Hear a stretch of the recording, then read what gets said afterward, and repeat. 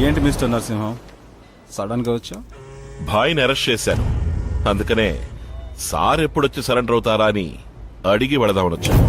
Mind your words. Over action చేయకు. నువ్వు గన్నెత్తుతావు, భాయ్ గన్నెత్తుతాడు, సహాయం శవాన్ని రాయికట్టి సముద్రంలో దించుతాడు, అలాగే డాని పంపించిన సరకు దించుతాడు. పైగా ఊళ్ళో మీరిద్దరు శత్రువులుగా నటిస్తారు.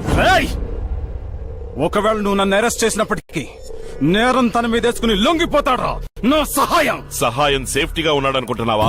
పోయిన నెల 28వ తారీఖున సెల్ పగలగొట్టి డానీని షిప్పించేసి కృష్ణపట్నం వెళ్లి సెటిల్ అయ్యాడు. వాడు సిమ్ కార్డు మార్చాడు కానీ సెల్ ఫోన్ మార్చలేదు. వాడి సెల్ ఫోన్ లో ఉన్న IMEI నంబర్ ని బట్టి ఎన్ని సిమ్ కార్డులు మారుస్తున్నాడు, ఏ ఊళ్ళకెళ్తున్నాడో మొత్తం మేము ఫాలో అవుతున్నాం. వారం రోజులు తిరుపతిలో ఉన్నాడు, 5 రోజులు ఒంగోలు, 4 రోజులు విజయవాడ, 8 రోజులు రాజమండ్రి, ఇప్పుడు లాస్ట్ గా వచ్చి వైజాగ్ లో సెటిల్ అయ్యాడు.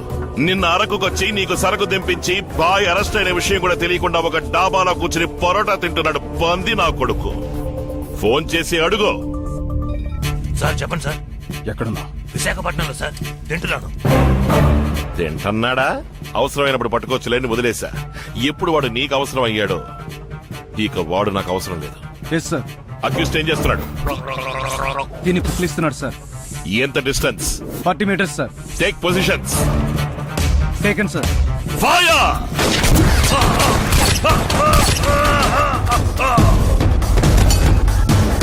చచ్చాడు యాదవ్. మఫ్టీలో వచ్చిన పోలీసులు అన్నని కాల్చి చంపేశారు సార్.